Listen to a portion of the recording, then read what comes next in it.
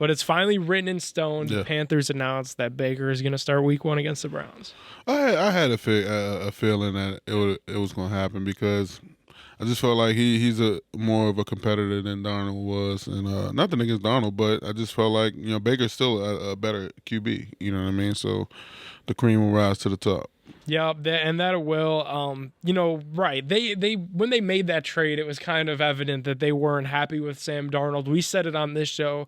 For Matt Rule, he's coaching for his job right now, so you might as well roll the dice with a guy like Baker. I think it brought back a little emotion when it was announced earlier this week for Browns fans that, they know that they're going to be going into this game with Jacoby Brissett, and you got Baker Mayfield on the other side of it. We've seen him at his best. We've also seen him at his worst. So I think people were definitely a little bit conflicted. And obviously the Browns, they were paying the guy $10.5 million to play against them Week 1. So it's a gamble that they took. I hope it works, and it better work. Yeah, it is what it is, but they had a feeling that he was probably going to end up being a starter, right. But it's still going to be a tough game for him because they know him. You know what I mean? And I know Baker's going to be trying to do everything he can to win, just like the defensive side of Cleveland. So I think it's going to be a great game, and I think they should move it to prime time, to be honest.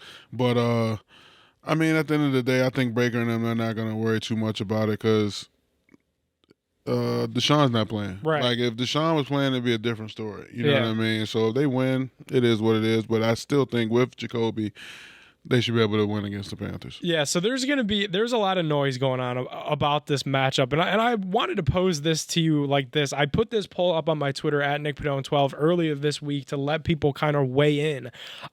Who has more to play for in this matchup? Is it Baker Mayfield trying to get that revenge against his old team? Or is it the Browns defense who probably look at Baker and say, man, last year, if you were at least competent, we would have been in the playoffs again. But, so who has more, you think, to play for in this matchup? You think it's Baker to get that revenge against his old squad, or you think it's the Browns D to get after him? I think it's the Browns D because you got to look at the bigger picture. Yeah. And they're going to be without Watson for 11 games, so every game matters without him, and they're going to have to play the best that they can play. So I think it's probably going to weigh more on the Cleveland side of the ball. Yeah, definitely. So I put it out there, like I said, who has more to play for? There's 58 minutes left to go in this poll.